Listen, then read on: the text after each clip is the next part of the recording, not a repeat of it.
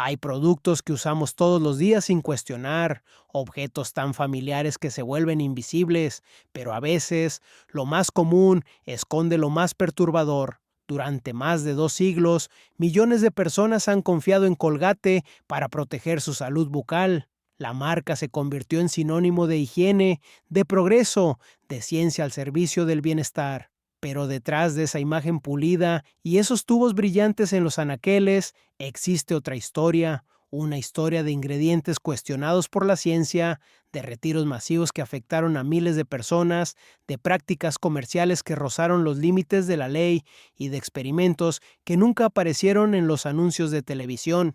¿Por qué una pasta dental se convirtió en el producto más exitoso de su categoría? ¿Quién tomó las decisiones que permitieron ese dominio absoluto del mercado? ¿Qué se tuvo que ocultar para mantener esa confianza durante generaciones? Y más importante aún, ¿quién pagó el precio real de ese éxito? Esta es la verdad detrás de la pasta dental más famosa del mundo. Para entender lo que Colgate construyó, primero hay que entender lo que existía antes, un mundo donde la higiene bucal era un concepto vago, casi folclórico, y donde la mayoría de las personas consideraba inevitable perder sus dientes con el paso de los años. A principios del siglo XIX, cuando William Colgate llegó a Estados Unidos como un niño inmigrante inglés, la vida cotidiana en las ciudades norteamericanas era profundamente distinta a lo que conocemos hoy. Nueva York, donde eventualmente fundaría su negocio, era una ciudad en crecimiento acelerado pero caótica. Las calles sin pavimentar se convertían en lodazales con la lluvia. El agua potable era un lujo incierto y la higiene personal era algo que solo las clases más acomodadas podían permitirse considerar con detenimiento. La pasta dental, tal como la entendemos hoy, no existía. Las personas que se preocupaban por sus dientes usaban mezclas caseras, muchas de ellas heredadas de tradiciones que se remontaban siglos atrás. Polvos hechos con carbón molido, sal, tiza pulverizada, incluso ladrillos triturados. Algunas recetas incluían ingredientes más exóticos, conchas de ostras calcinadas, huesos de sepia, corteza de árboles aromáticos. La efectividad de estos preparados era dudosa, pero cumplían una función social. Demostraban que quien los usaba pertenecían a una clase que podía darse el lujo de preocuparse por esas cosas. La mayoría de la población, sin embargo, no usaba nada, o en el mejor de los casos, se enjuagaba la boca con agua después de comer. Los cepillos de dientes existían, pero eran artículos de lujo fabricados a mano con cerdas de pelo animal, generalmente de jabalí o caballo, montadas sobre mangos de hueso, marfil o madera preciosa. Poseer uno era un símbolo de estatus. Mantenerlo limpio era otra historia completamente distinta. La odontología como profesión apenas comenzaba a formalizarse. Los dentistas eran escasos y muchos de los que ejercían habían aprendido el oficio como aprendices de barberos o herreros.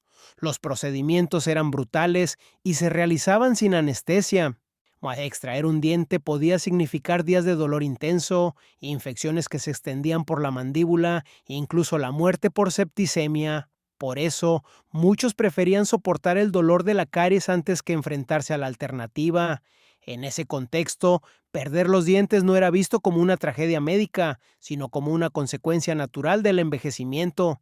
Era común que personas de 40 o 50 años ya no tuvieran una dentadura completa. Las prótesis dentales existían, pero eran toscas, incómodas y extremadamente costosas. Algunas estaban hechas con dientes extraídos a cadáveres o comprados a personas vivas, lo suficientemente desesperadas como para venderlos.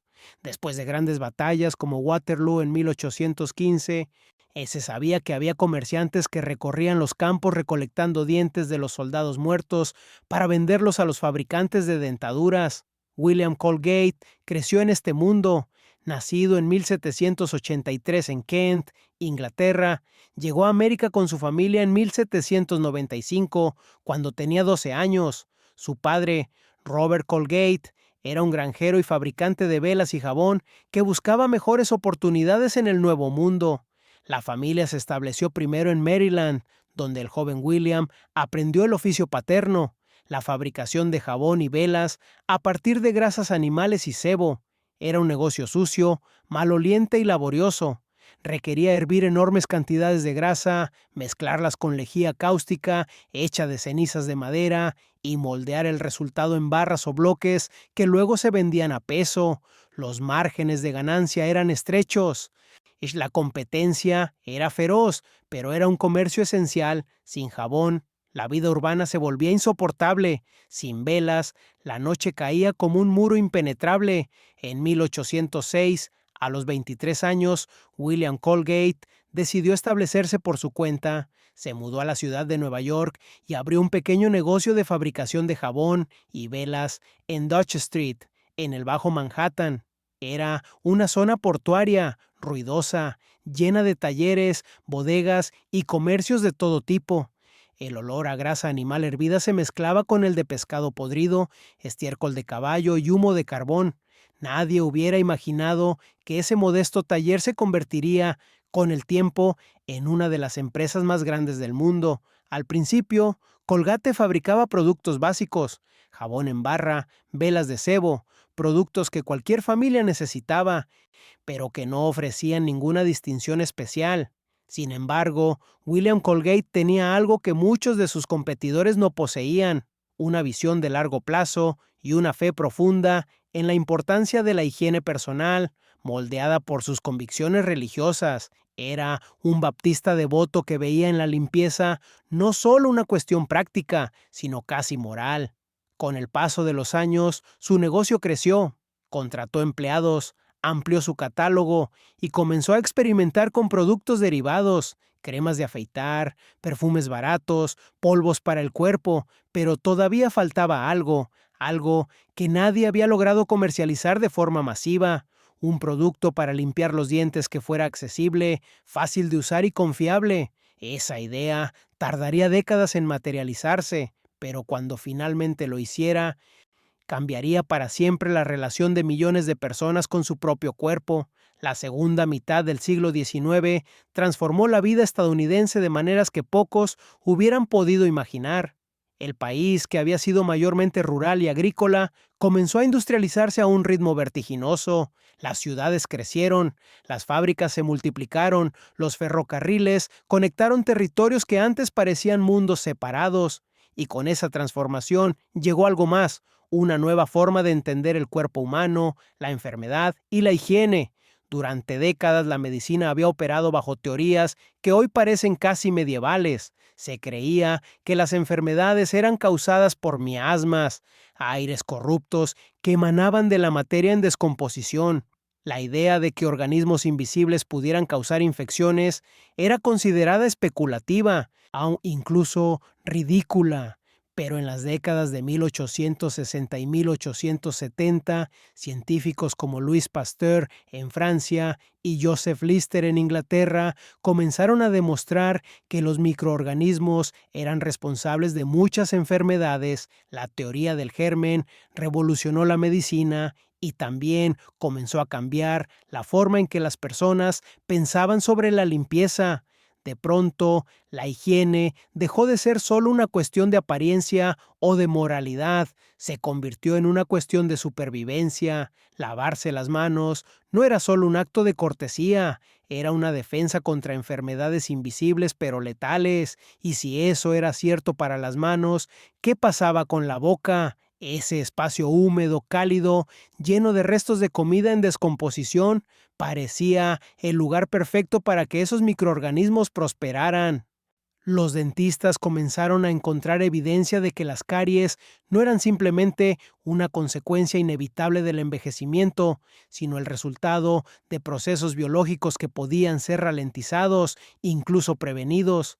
Las bacterias en la boca producían ácidos que corroían el esmalte dental. La acumulación de placa aceleraba ese proceso, y si se permitía que avanzara sin control, las infecciones resultantes podían extenderse más allá de la boca, afectando el corazón, los pulmones, incluso el cerebro. Pero para que esa información tuviera un impacto real, hacía falta algo más que conocimiento científico. Hacía falta un producto que la gente pudiera comprar, usar y confiar. un producto que no fuera un lujo reservado para los ricos, sino algo accesible para las familias de clase trabajadora que ahora poblaban las ciudades industriales.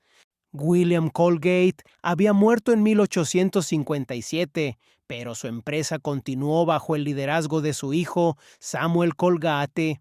Para entonces, la compañía había dejado de ser un pequeño taller de jabón para convertirse en una operación considerable con fábricas, empleados y una red de distribución que alcanzaba varias ciudades. Samuel compartía la visión de su padre sobre la importancia de la higiene, pero tenía además el instinto comercial necesario para convertir esa visión en un negocio rentable. En 1873, la compañía Colgate lanzó al mercado su primer dentífrico comercial, una pasta dental envasada en frascos de vidrio.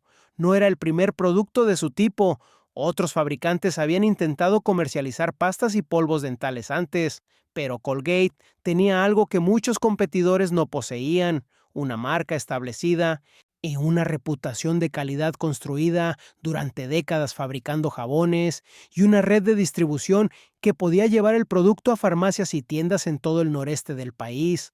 La pasta dental de Colgate estaba hecha con una mezcla de jabón, tiza pulverizada y extractos de menta para darle sabor. No era particularmente agradable de usar. Muchas personas se quejaban del sabor jabonoso que dejaba en la boca, pero funcionaba. Limpiaba los dientes mejor que los polvos tradicionales y venía en un frasco que podía mantenerse cerrado, protegiéndolo del polvo y la humedad, algo que los polvos sueltos no podían ofrecer. Sin embargo, había un problema: los frascos de vidrio eran frágiles, pesados y difíciles de transportar. Se rompían con facilidad durante el envío y no eran prácticos para el uso diario. Había que meter los dedos en el frasco o usar una pequeña espátula para extraer la pasta, lo cual no era exactamente higiénico. La solución llegó en 1896, cuando Colgate comenzó a envasar su pasta dental en tubos de metal colapsables, una innovación inspirada en los tubos que los artistas usaban para almacenar pintura al óleo. La idea había sido patentada años antes por un dentista estadounidense llamado Washington Sheffield, pero Colgate fue quien logró producirlos en masa y distribuirlos ampliamente. El tubo de metal cambió todo. Era ligero, resistente, portátil y, sobre todo, higiénico. Permitía dispensar la cantidad exacta de pasta sin contaminar el resto del contenido. Era perfecto para la era moderna y se convirtió en el estándar de la industria durante casi un siglo. Para finales del siglo XIX, Colgate se había posicionado como uno de los fabricantes de productos de higiene personal más importantes de Estados Unidos, pero aún no era el gigante global que llegaría a ser. Todavía no había pasta dental con fluoruro. Todavía no había campañas masivas de publicidad recomendando cepillarse los dientes 2 veces al día. Todavía no había estudios clínicos que demostraran la superioridad de una marca sobre otra. Todo eso vendría después, y cuando llegara, traería consigo no solo el éxito comercial masivo, sino también las primeras preguntas incómodas sobre qué estaba realmente dentro de esos tubos brillantes y qué precio estaban pagando otros para que ese producto llegara a los hogares de millones de personas. El progreso estaba en marcha, pero el progreso, como siempre, tenía un costo. Para la década de 1940, Colgate ya no era simplemente una empresa familiar de Nueva York. Era una corporación multinacional con fábricas en varios países, miles de empleados y una presencia dominante en el mercado de productos de higiene personal. Pero enfrentaba un problema estratégico. La competencia se había intensificado. Procter y Gamble había lanzado su propia línea de pasta dental. Otras marcas más pequeñas peleaban por espacio en los anaqueles, y lo más preocupante era que el mercado parecía estar alcanzando un punto de saturación. Casi todos los que iban a comprar pasta dental ya lo estaban haciendo. ¿Cómo crecer en un mercado que ya estaba lleno? La respuesta llegó de un lugar inesperado: el Departamento de Salud Pública. Durante años, investigadores habían notado algo peculiar. En ciertas comunidades de Estados Unidos, las personas tenían menos caries que en otras. No parecía estar relacionado con la dieta, ni con el nivel socioeconómico, ni con los hábitos de higiene. Después de años de estudios, descubrieron la causa. El agua de esas comunidades contenía niveles naturalmente elevados de fluoruro, un mineral que fortalecía el esmalte dental y hacía los dientes más resistentes a las caries. El descubrimiento generó un debate público intenso. Algunos científicos y funcionarios de salud pública propusieron fluorar el agua potable de todas las ciudades como una medida de salud preventiva.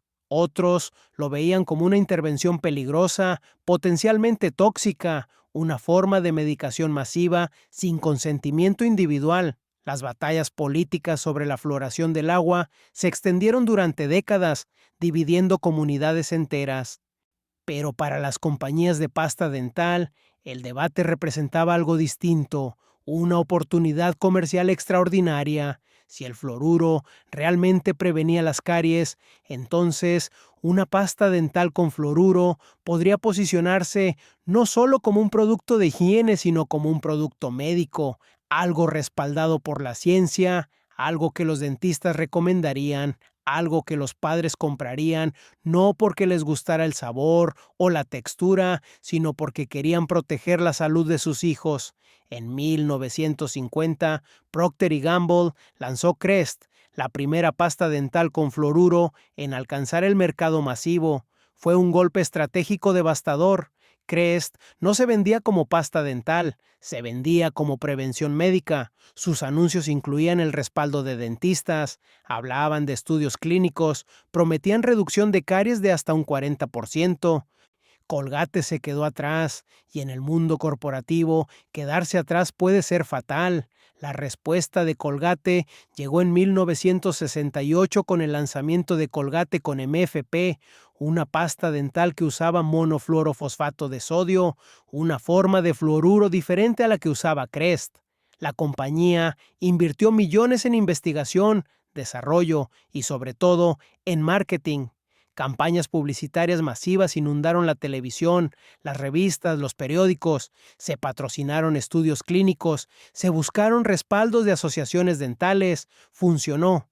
Para mediados de la década de 1970, Colgate había recuperado terreno, pero el éxito comercial vino acompañado de algo que la compañía no había previsto completamente: escrutinio científico. El fluoruro era efectivo, eso estaba claro, pero también era tóxico en dosis elevadas. Y comenzaron a surgir preguntas incómodas. ¿Qué pasaba si alguien tragaba pasta dental regularmente? ¿Qué pasaba con los niños pequeños que aún no habían aprendido a escupir? ¿Podía el fluoruro acumularse en el cuerpo? ¿Podía causar problemas a largo plazo? Los estudios comenzaron a mostrar resultados mixtos. Algunos encontraron que la exposición prolongada al fluoruro podía causar fluorosis dental, una condición que manchaba y debilitaba el esmalte en lugar de fortalecerlo.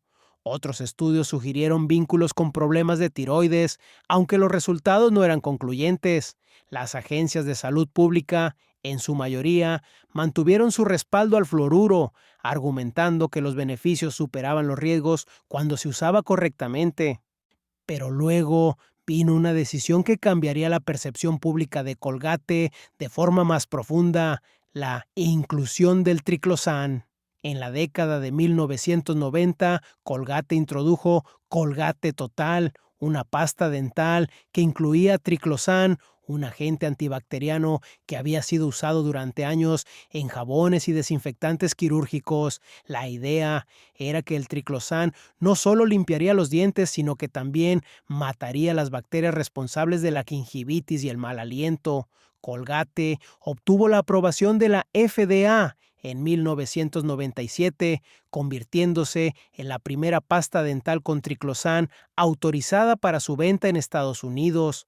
Durante años, Colgate Total fue un éxito comercial masivo. Se convirtió en uno de los productos más vendidos de la compañía. Los dentistas la recomendaban, las asociaciones dentales la respaldaban, pero en 2013, la FDA comenzó a revisar la seguridad del triclosan después de que varios estudios independientes sugirieran que el compuesto podía interferir con las hormonas, particularmente las hormonas tiroideas. Otros estudios encontraron que el triclosan podía contribuir al desarrollo de resistencia antibiótica Y lo más preocupante, se descubrió que el triclosán se acumulaba en el cuerpo y podía detectarse en muestras de sangre y orina de personas que usaban productos que lo contenían regularmente. En 2016, la FDA prohibió el uso de triclosán en jabones antibacterianos, pero hizo una excepción para la pasta dental Colgate Total, argumentando que los beneficios para la salud bucal aún superaban los riesgos potenciales. La decisión generó controversia. Grupos de consumidores exigieron la prohibición total del triclosán. Investigadores independientes cuestionaron la evaluación de riesgos de la FDA.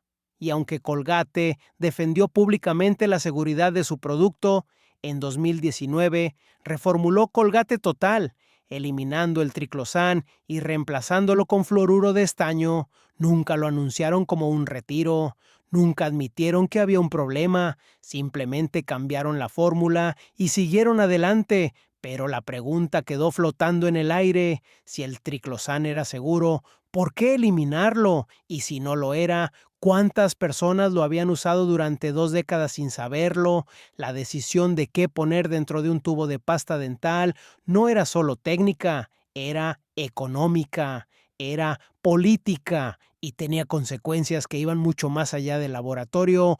Toda innovación tiene un costo y con frecuencia ese costo lo pagan quienes no tienen voz para protestar.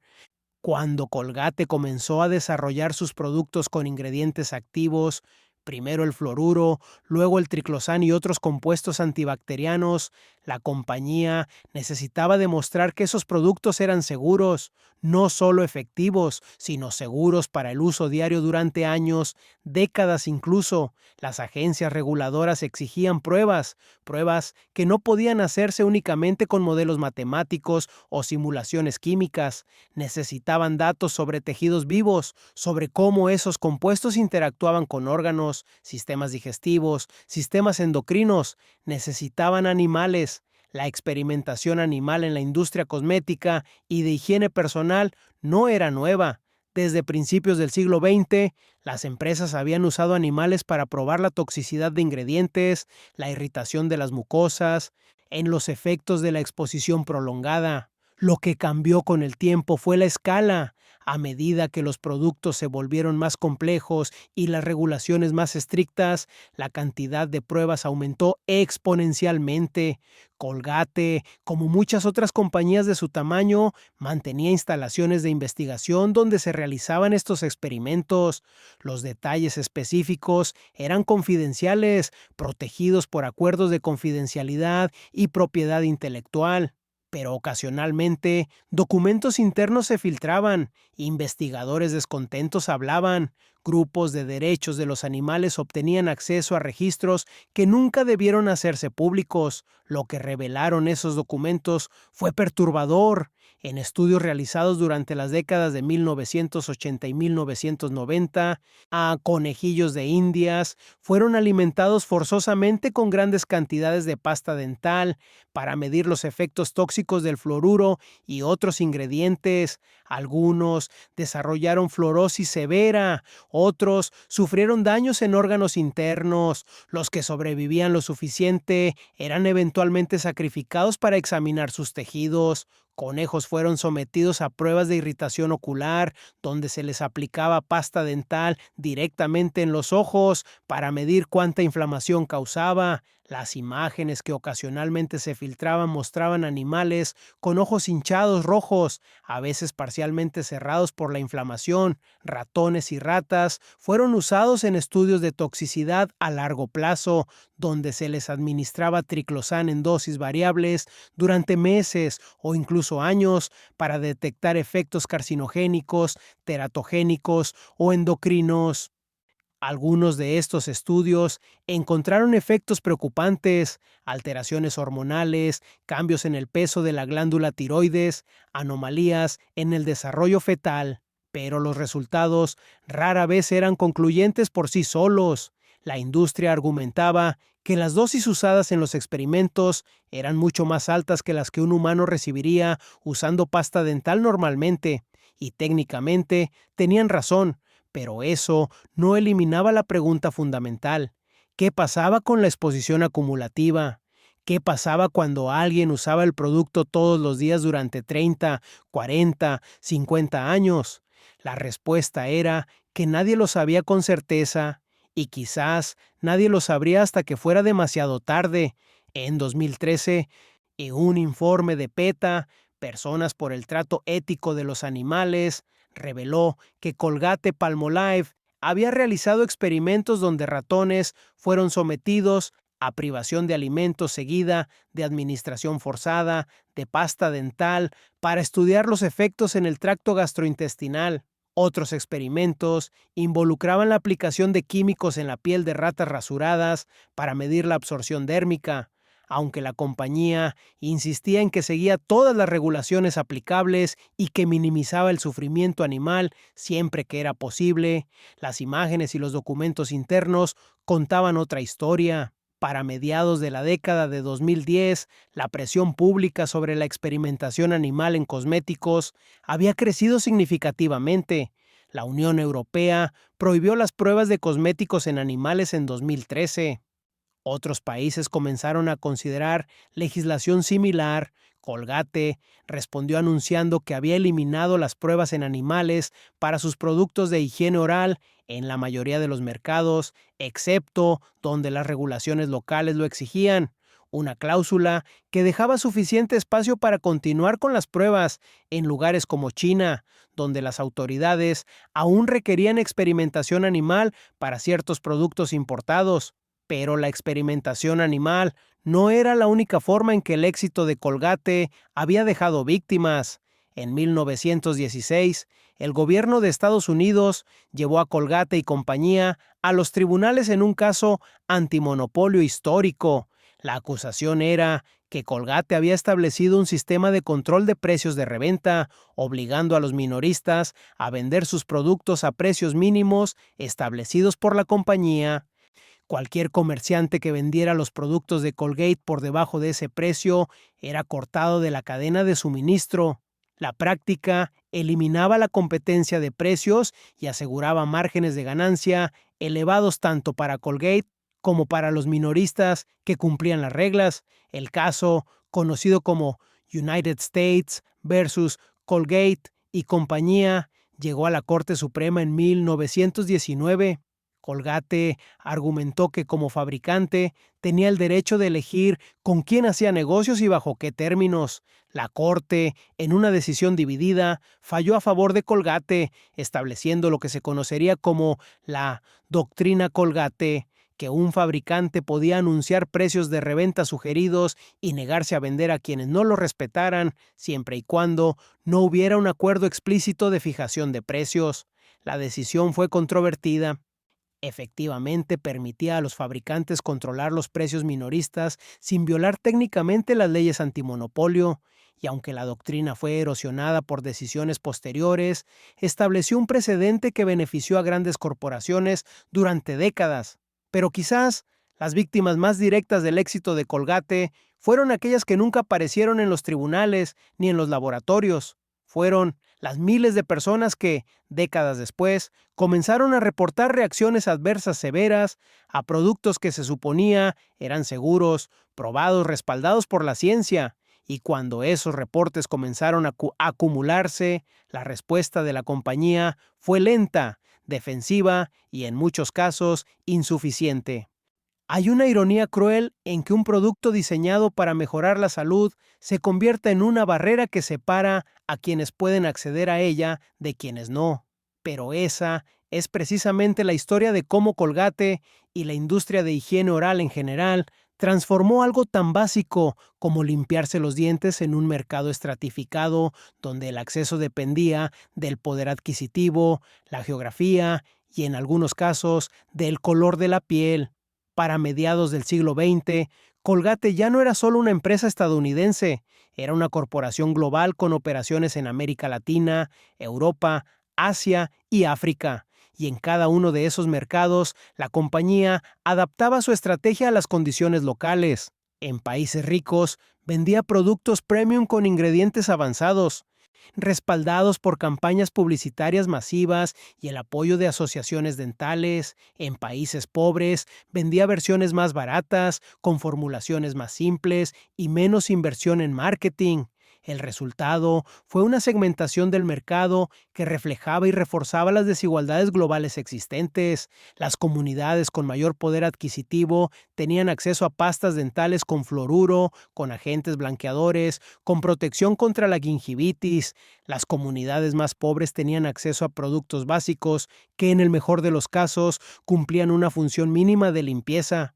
Pero incluso en los países ricos, el acceso no era uniforme. En Estados Unidos, por ejemplo, los estudios epidemiológicos mostraban consistentemente que las comunidades afroamericanas y latinas tenían tasas significativamente más altas de caries y enfermedades periodontales que las comunidades blancas.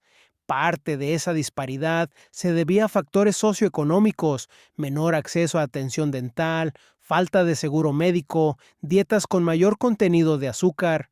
Pero también había un componente de marketing.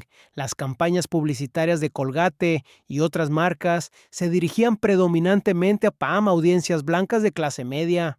Las imágenes mostraban familias suburbanas con sonrisas perfectas. Los mensajes hablaban de prevención, de mantener dientes blancos y saludables durante toda la vida. Para las comunidades que ya enfrentaban barreras estructurales para acceder a tu atención dental, esos mensajes eran casi irrelevantes. No porque no valoraran la salud bucal, sino porque sus prioridades inmediatas eran otras: pagar la renta, comprar comida, sobrevivir, y luego estaba Sudáfrica. Durante las décadas de 1970 y 1980, mientras el régimen del apartheid mantenía a millones de sudafricanos negros en condiciones de extrema opresión, Colgate-Palmolive mantuvo operaciones activas en el país. No era la única empresa multinacional que lo hacía. Muchas corporaciones estadounidenses y europeas continuaron haciendo negocios en Sudáfrica, a pesar de las crecientes presiones internacionales para imponer sanciones económicas. Pero Colgate era particularmente visible. Sus productos estaban en las tiendas, su nombre estaba en los anuncios y su presencia enviaba un mensaje claro: los negocios eran más importantes que los derechos humanos.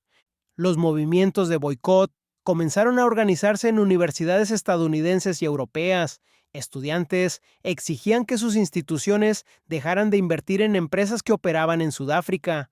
Activistas distribuían listas de productos a evitar, y Colgate aparecía prominentemente en ellas. La compañía respondió con declaraciones públicas afirmando que sus operaciones en Sudáfrica cumplían con los principios Sullivan, un código de conducta voluntario que prometía trato equitativo para empleados de todas las razas. Pero los críticos señalaban que esos principios eran vagos, difíciles de verificar y, en última instancia, no cambiaban el hecho de que la presencia de Colgate legitimaba y financiaba un régimen que institucionalizaba la desigualdad racial. No fue sino hasta finales de la década de 1980, cuando las sanciones internacionales se intensificaron y el apartheid comenzó a colapsar, que Colgate finalmente anunció su salida de Sudáfrica. Para entonces, el daño reputacional ya estaba hecho, y aunque la compañía nunca admitió públicamente que su presencia en el país había sido un error, el silencio corporativo sobre ese capítulo de su historia era elocuente. Pero el apartheid no fue el único lugar donde Colgate enfrentó acusaciones de complicidad con sistemas injustos. En varios países de América Latina y Asia, la compañía fue criticada por prácticas laborales que incluían salarios bajos, condiciones de trabajo inseguras y represión de intentos de sindicalización. En India, trabajadores de una fábrica de Colgate organizaron huelgas en la década de 1990 para protestar por salarios que apenas alcanzaban para cubrir necesidades básicas. La respuesta de la compañía fue despedir a varios líderes sindicales y contratar trabajadores temporales para reemplazar a los huelguistas. En México, activistas ambientales acusaron a Colgate de contaminar ríos con desechos químicos provenientes de sus fábricas, aunque la compañía negó las acusaciones y afirmó cumplir con todas las regulaciones ambientales locales. Investigaciones independientes encontraron niveles elevados de contaminantes en áreas cercanas a las instalaciones de Colgate. La barrera no era solo económica o racial, era también geográfica y ambiental. Si las comunidades que vivían cerca de las fábricas de Colgate a menudo pagaban un precio invisible: aire contaminado, agua comprometida, suelos degradados. Mientras tanto, los beneficios fluían hacia accionistas en Nueva York, Londres y otras capitales financieras.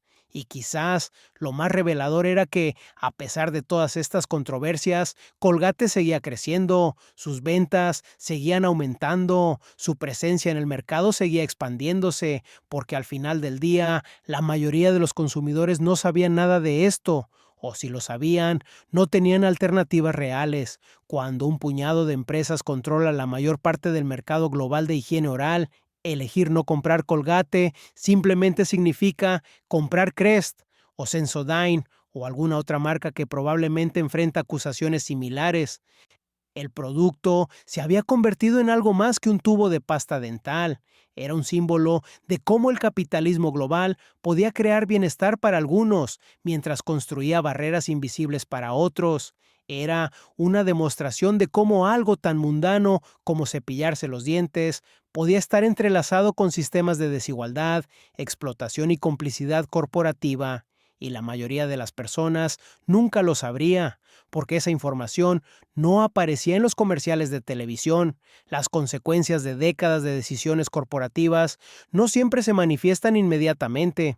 A veces tardan años, incluso décadas en revelarse, y cuando finalmente lo hacen, suelen hacerlo de forma súbita, dejando a millones de personas preguntándose cómo algo que parecía tan seguro pudo resultar tan peligroso. En agosto de 2024, y las autoridades sanitarias de México emitieron una alerta que sorprendió a millones de consumidores. Ordenaron el retiro del mercado de Colgate Total Clean Mint debido a un aviso de riesgo sanitario. El producto, uno de los más vendidos en el país, había sido vinculado a más de 1,200 reportes de reacciones adversas. Personas que habían usado la pasta dental reportaban úlceras bucales, inflamación severa de las encías, ardor intenso en la boca, descamación de tejidos y, en algunos casos, reacciones alérgicas sistémicas que requerían atención médica de emergencia. No fue un incidente aislado.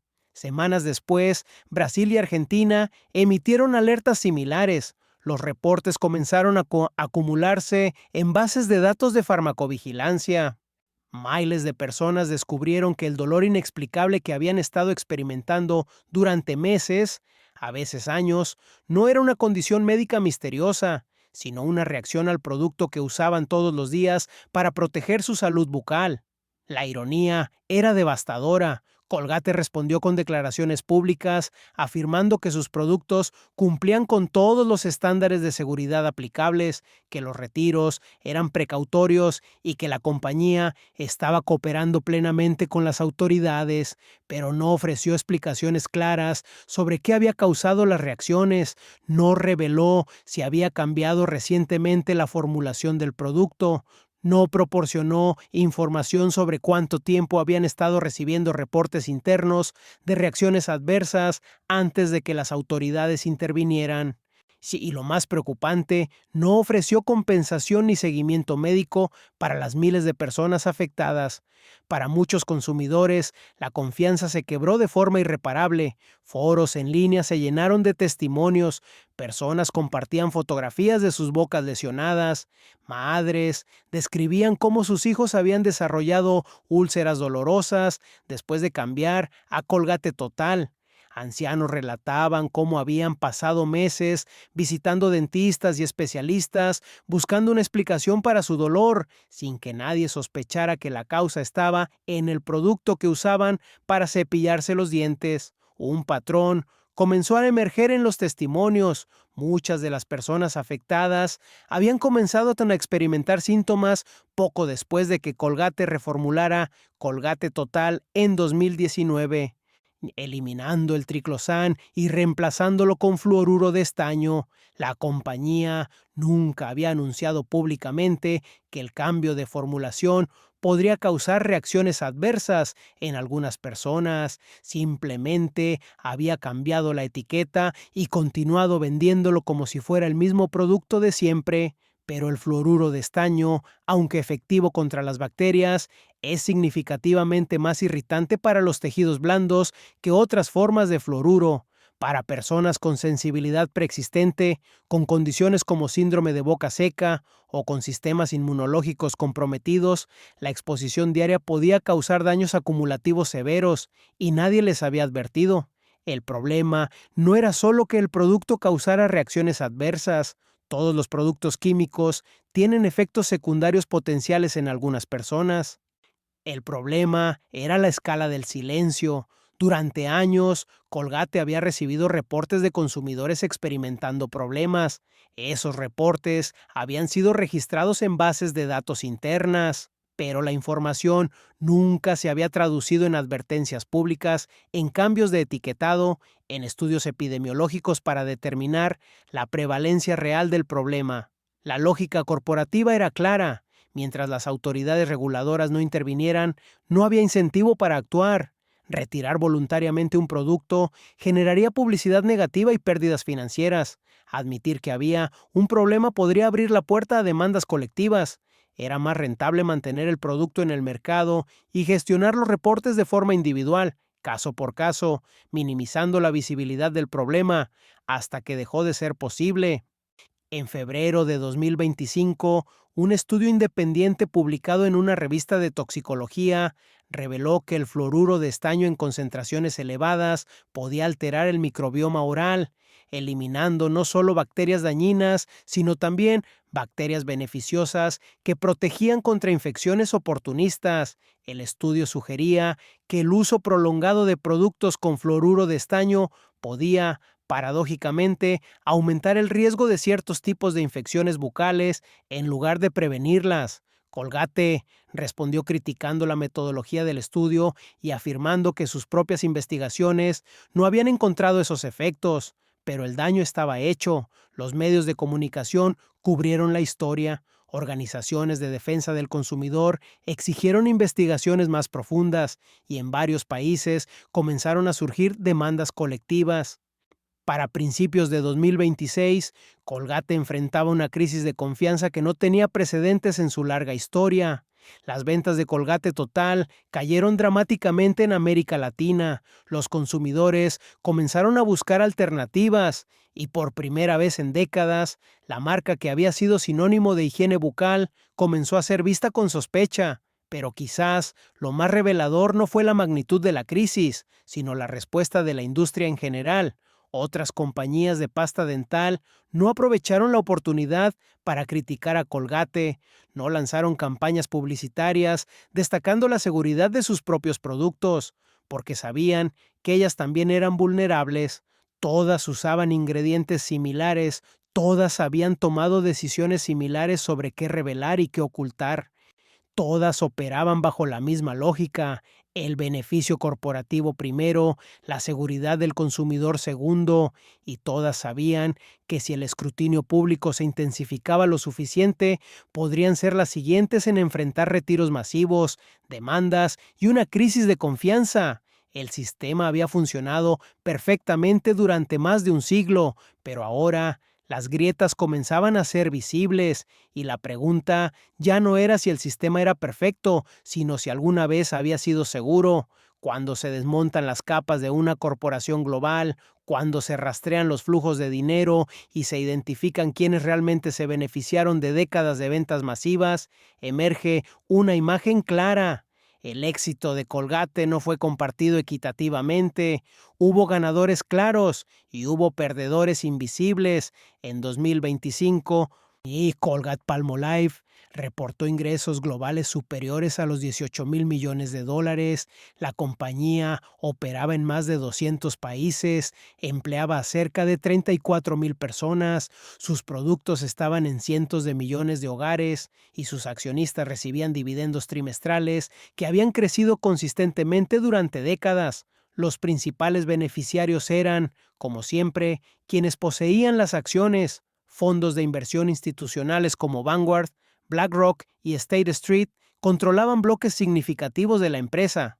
Esos fondos representaban a millones de pequeños inversores, personas con cuentas de retiro, fondos mutuos, planes de pensiones, pero las decisiones reales las tomaban gestores de cartera que respondían a una sola métrica: retorno de inversión.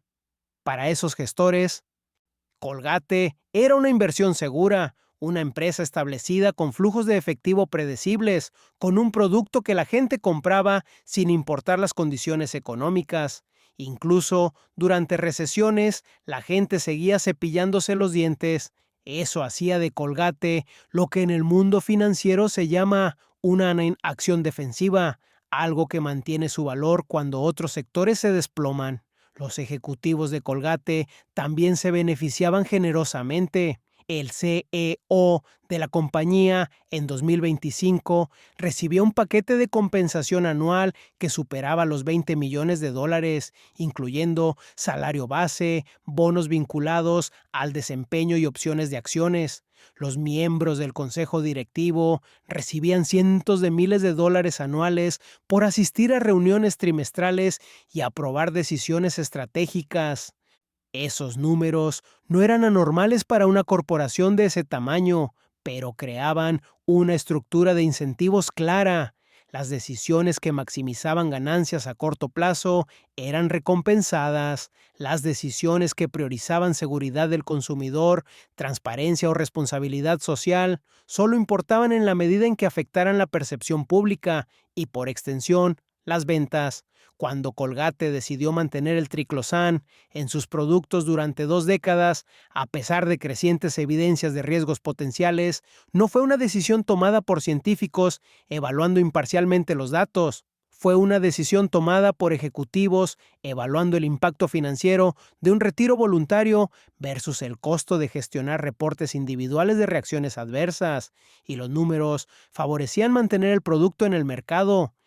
Cuando la compañía decidió continuar operando en Sudáfrica durante el apartheid, no fue una decisión basada en principios morales, fue una decisión basada en la rentabilidad del mercado sudafricano, y mientras esa rentabilidad superara el costo reputacional del boicot, la decisión era fácil. Cuando Colgate reformuló sus productos sin advertir adecuadamente a los consumidores sobre posibles efectos secundarios, no fue por negligencia.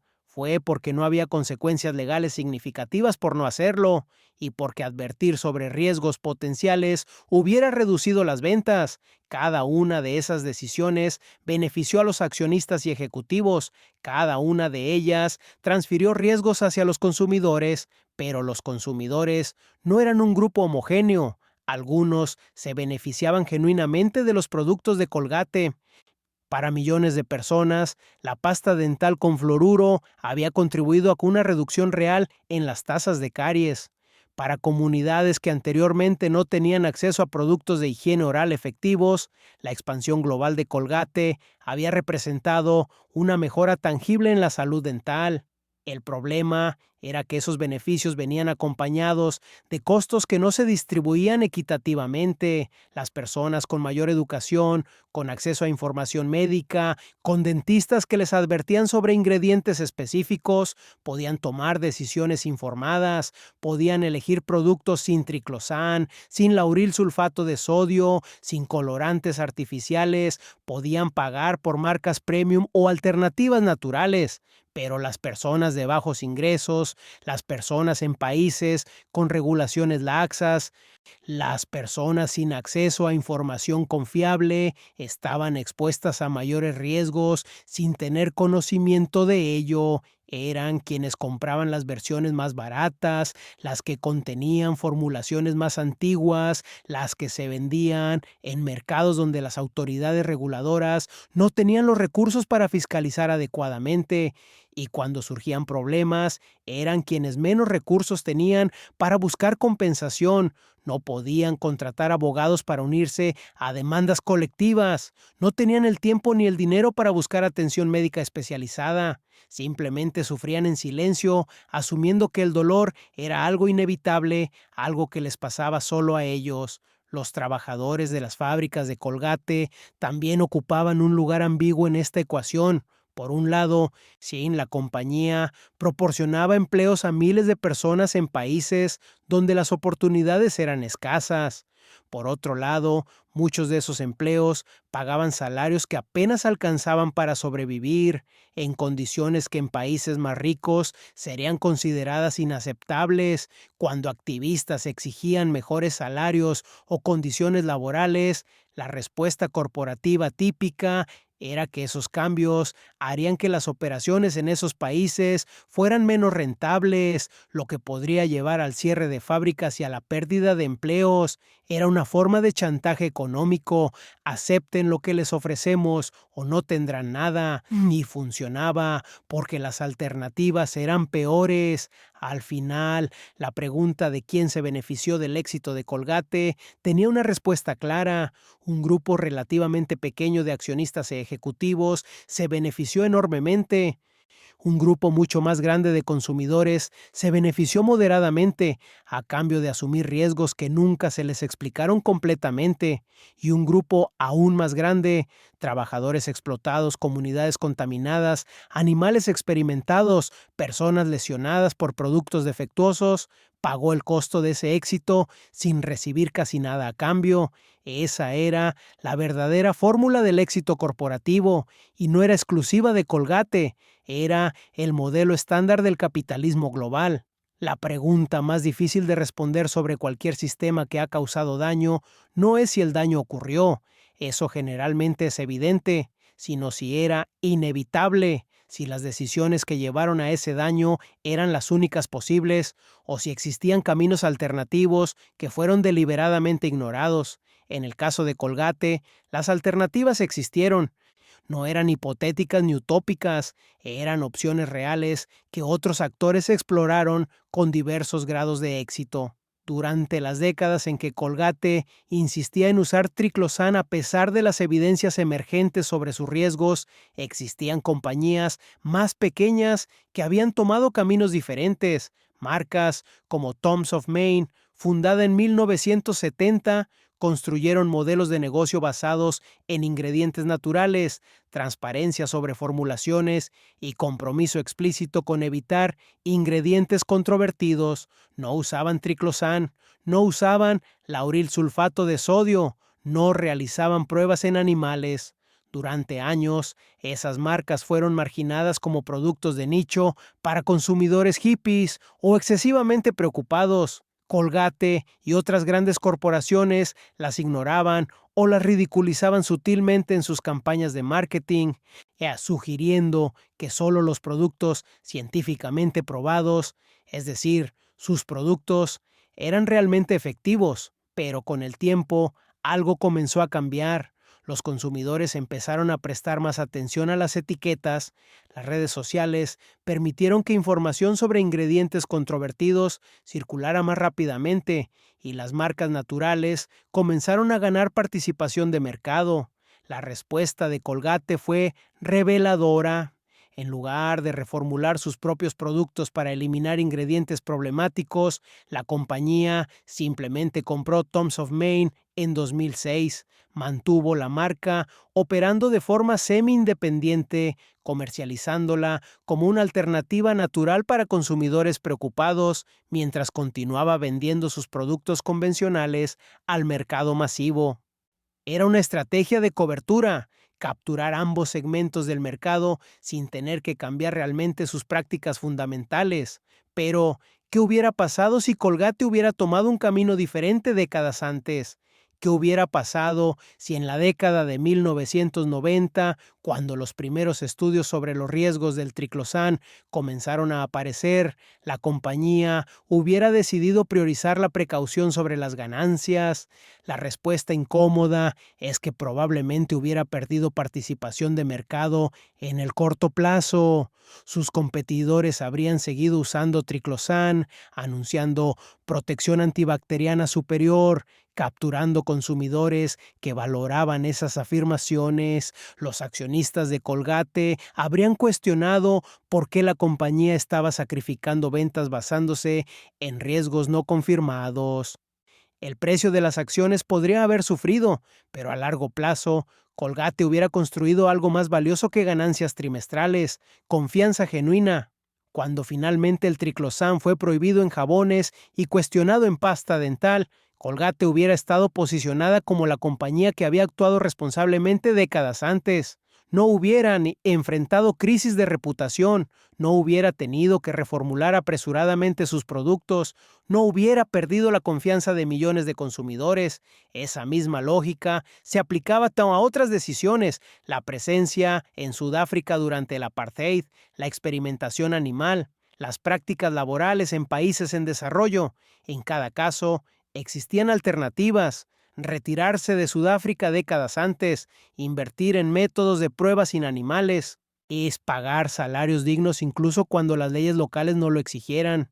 Cada una de esas alternativas hubiera tenido un costo financiero en el corto plazo, pero hubieran construido una empresa más resiliente, más respetada y posiblemente más rentable a largo plazo.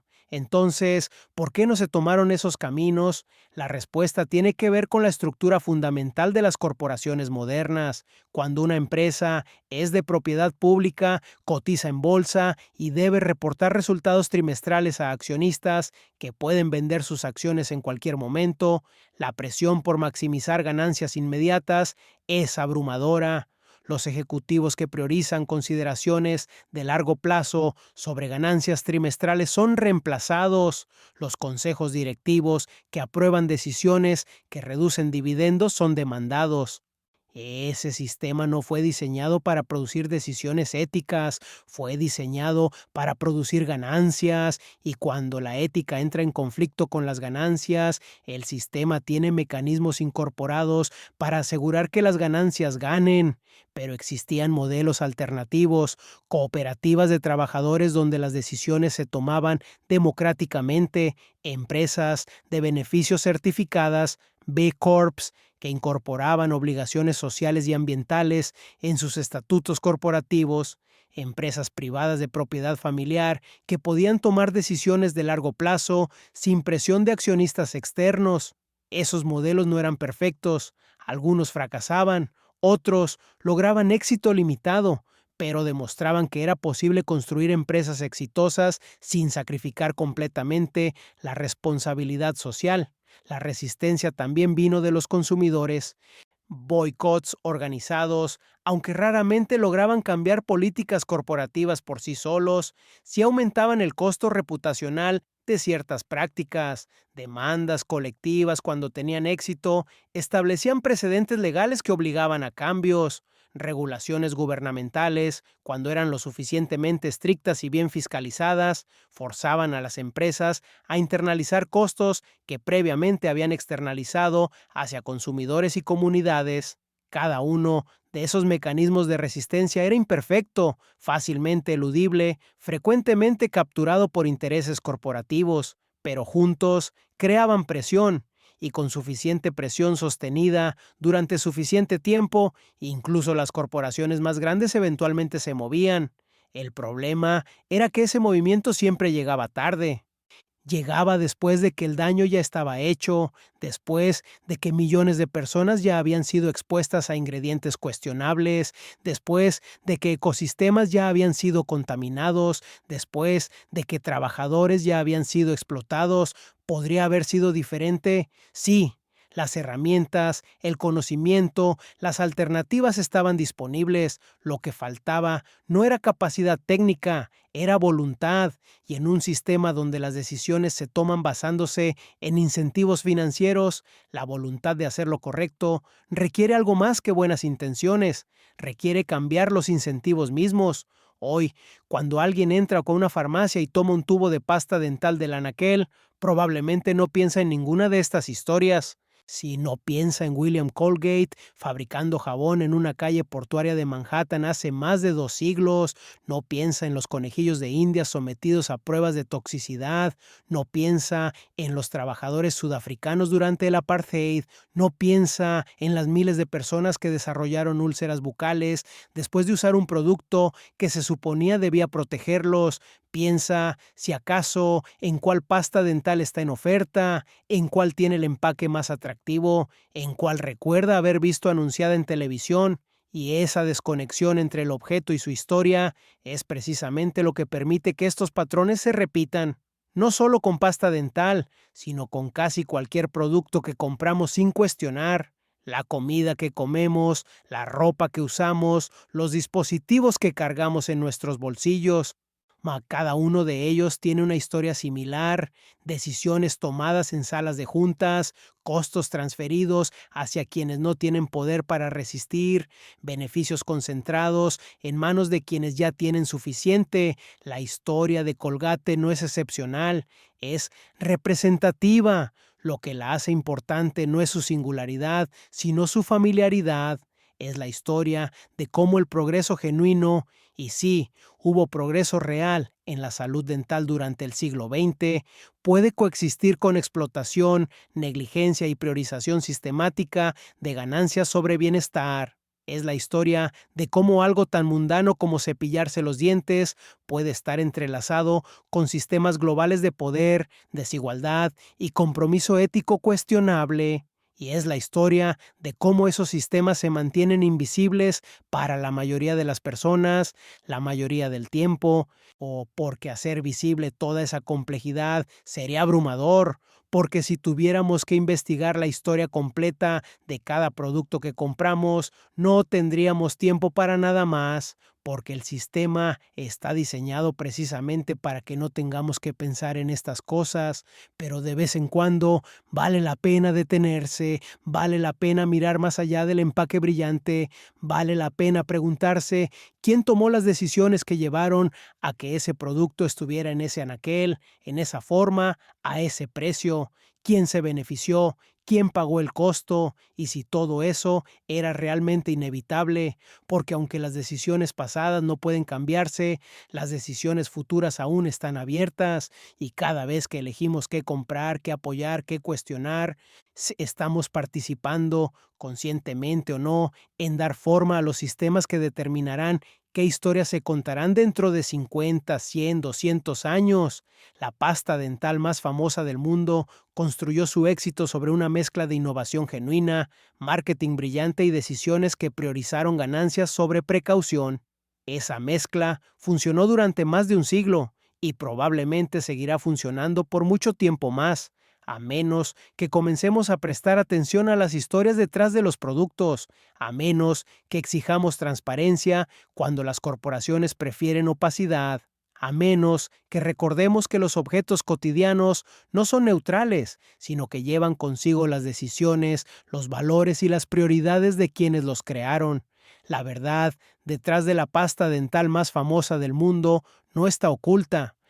Está dispersa en registros legales, estudios científicos, testimonios de trabajadores, reportes de reacciones adversas, decisiones corporativas archivadas y olvidadas. Está ahí para quien quiera buscarla y quizás de vez en cuando vale la pena buscar.